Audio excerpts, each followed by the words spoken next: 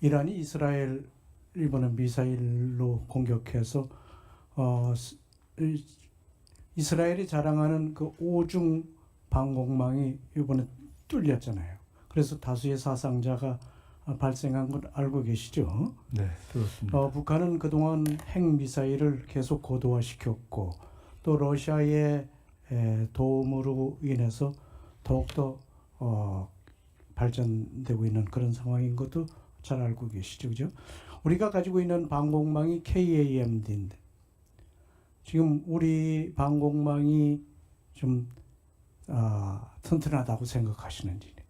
북한은 더군다나 이 러시아의 도움으로 더 개발했고 이번엔 또 우크라이나 전쟁에 참여해서 드론에 대해서도 상당한 지식을 가지고 있다 생각되는데 이런 걸 감안해서 우리 KAMD 상황이 어떤지 앞으로 어떻게 보강해야 되는지 그에 대해서 좀 의견을 말씀해 주시기 바랍니다.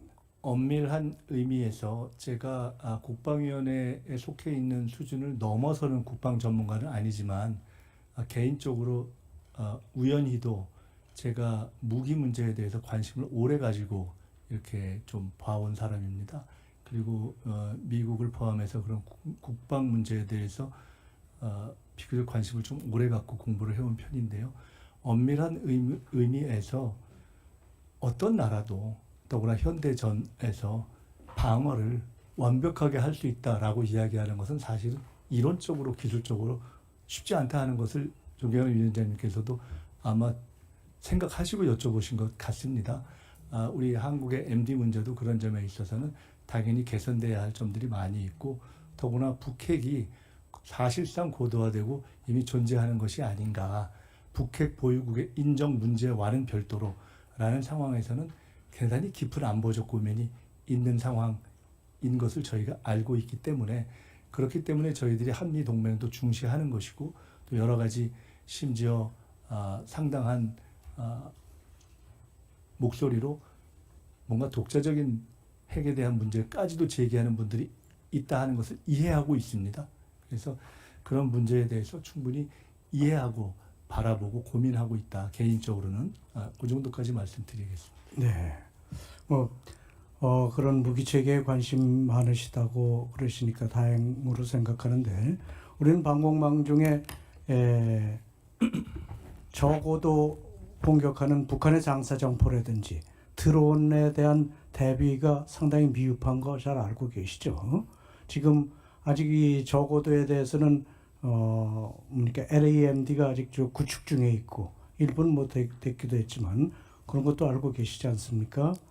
네. 네, 굳이 멀리 가지 않아도 바로 지난번에 윤석열 대통령 시절에 용산이 북에서의 어떻게 보면은 기술적으로 그렇게 막 고도화됐다고 볼 수 없는 드론에 의해서 사실상 뚫린 것 같은 상황을 연출했던 것이 사실 아니겠습니까? 그런 고민이 있죠. 네.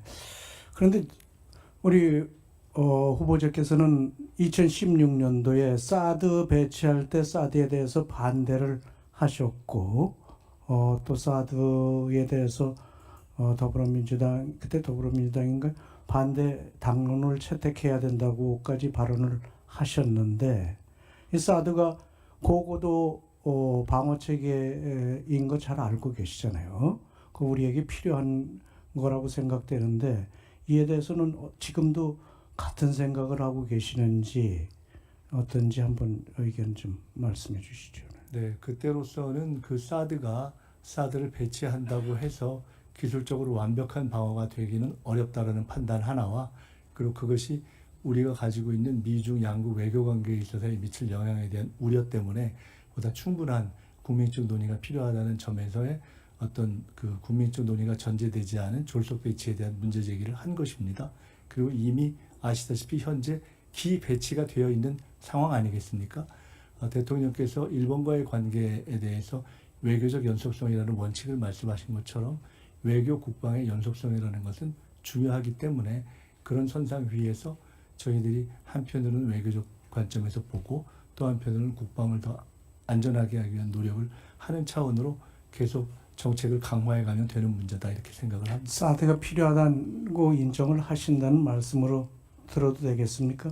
네, 현 시점에서는 그것이 부족하지만 그래도 일정한 의미가 있는 대안이라고 판단되어서 정부 차원에서 배치가 되어 있는 것으로 이해하고 또 있습니다. 부족하면 더할 수도 있고요. 그렇게 보시는 거죠.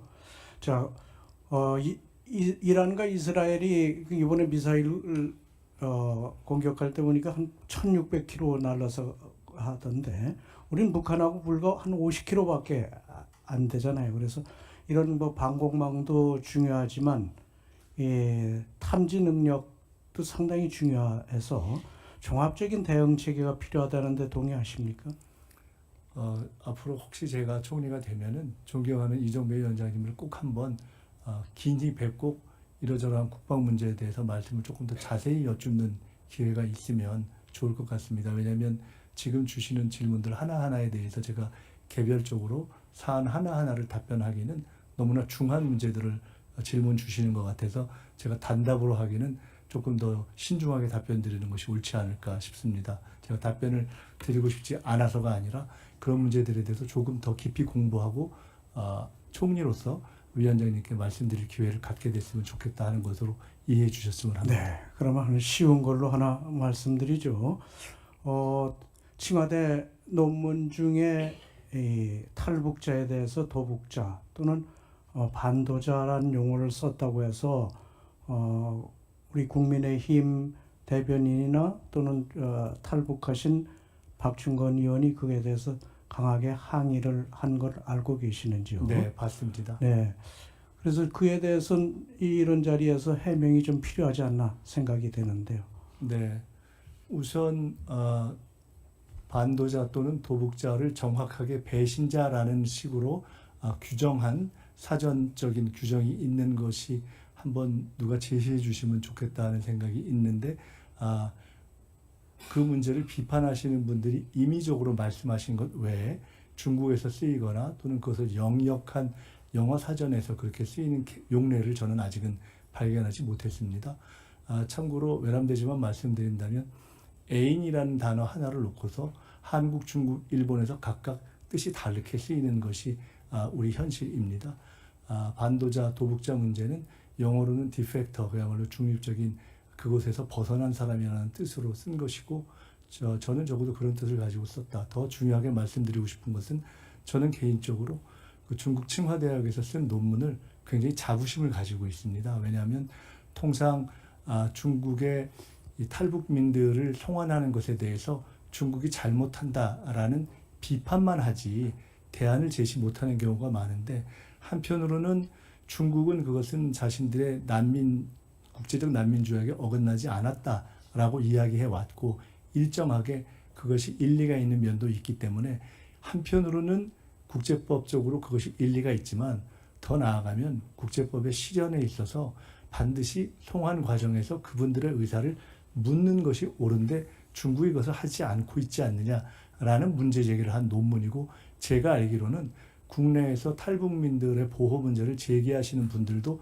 한 번도 제기하지 않은 문제를 제기한 것이어서 당시 제가 논문을 쓸 때 칭화대학의 중국 교수들이 어떻게 이런 문제를 중국에서 제기할 용기를 냈느냐라고 제게 질문 주셨던 사안이어서 저는 사실은 그때도 그렇고 앞으로도 그렇고 이런 문제에 대해서는 한번 조금 저희가 정책으로도 반영해 봤으면 좋겠다는 생각을 가지고 있고 부족한 점이 있을 수 있지만은 칭화대 논문은 저로서는 굉장히 고민하고 성의 있게 쓴 논문이다 이렇게 말씀드리겠습니다. 탈북자 문제에 대해서는 인도적인 입장에서 접근하는 것이 어떨까 저는 그런 생각들고요. 네.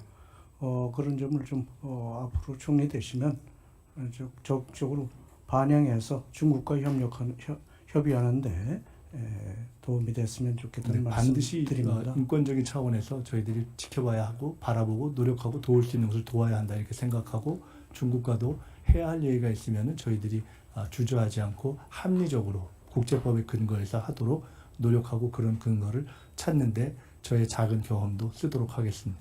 반도자 도북자 문제는 북한에 대해서 배반하고 도망가고 뭐 이런 뜻은 아니다 이런 네, 말씀을 뉴트럴한 입장, 들어도 중립적인 되겠습니까? 입장에서 쓴 것이고 저는 그때로서는 중국에서 쓰는 용어 등의 일부를 차용해서 쓴 것인데 혹시 그렇게 받아들이는 분이 있다면은 꼭 그렇게 받아들이시지는 않아도 좋다 이렇게 말씀을 드리겠습니다. 네, 자, 이상으로 보충 질의를 모두 마쳤습니다.